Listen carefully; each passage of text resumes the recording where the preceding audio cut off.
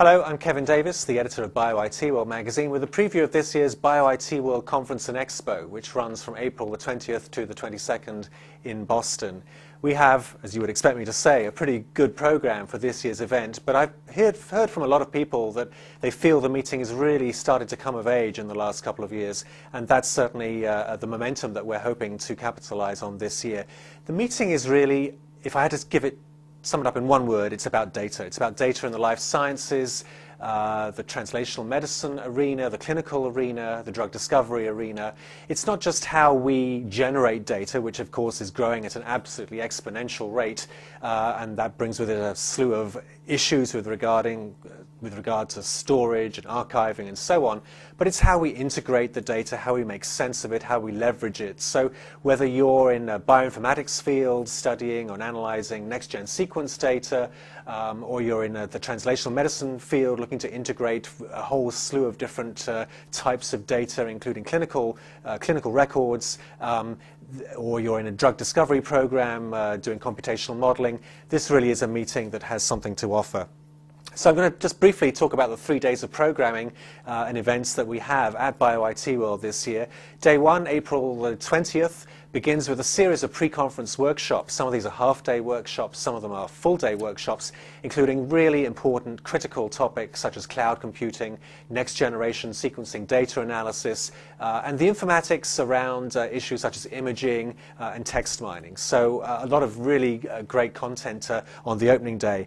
Those all feed into the opening keynote, which this year is being given by Christoph Westphal, an old friend of Bio-IT World's. Christoph would have been on the program anyway, based on his record in the venture capital industry and his work in founding Certris Pharmaceuticals, the company that he then sold to GlaxoSmithKline recently for some $720 million. What particularly interests us about Christoph is that he's now working inside Big Pharma to try to successfully translate the same successes that he had in innovation and technology development from outside Big Pharma, now working within such a company. So I think that'll be a fascinating talk, and from Christoph's talk we go into the opening reception and other festivities. So that's day 1 at Bio-IT World Expo. Day 2 begins with our second keynote. We haven't actually announced the speaker yet. We're holding that back just for a little while, but it'll be something in a very cutting-edge field of critical importance to the Bio-IT community, I can assure you.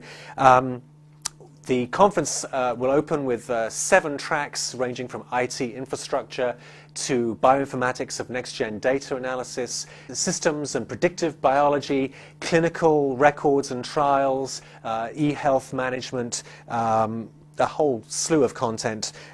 We have the Benjamin Franklin Awards ceremony for a leading proponent of open access in the bioinformatics field. We have the Best of Show Awards for the best new product on the exhibit hall floor, and the day culminates with the Best Practices Awards, our annual awards ceremony with a gala dinner at the same location. You can register for that separately if you wish, and we unveil the winners of the 2010 Best Practices Awards for outstanding innovation and partnership in the Bio-IT field. The third and final day, that's April 22nd, we have the final keynote is from John Halamka, the CIO of Harvard Medical School. John has participated in the past 2 years, and this year we thought we would give him a keynote slot. He's that good.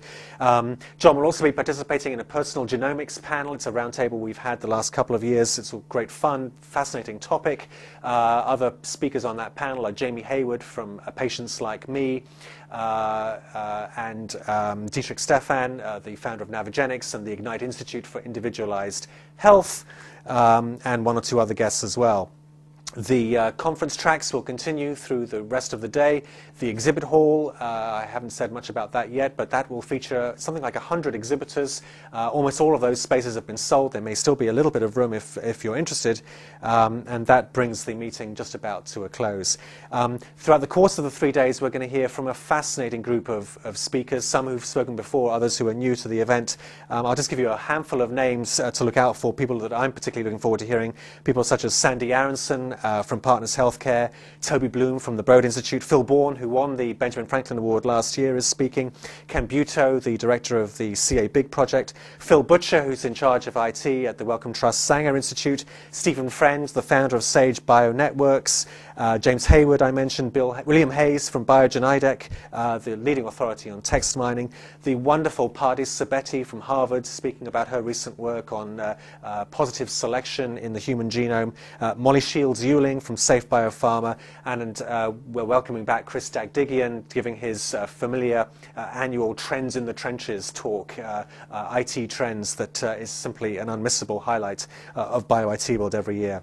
So that's it in a nutshell. Some great science, very cool technology, a slew of new products that you'll be using, great networking opportunities, giveaways, good food, and a great location. So I do hope you'll think about joining us for this year's Bio-IT World Expo. It's April 20th to the 22nd in Boston, and you can get full details of the programming and registration details at www.bio-itworldexpo.com. I'm Kevin Davis. Thanks for watching.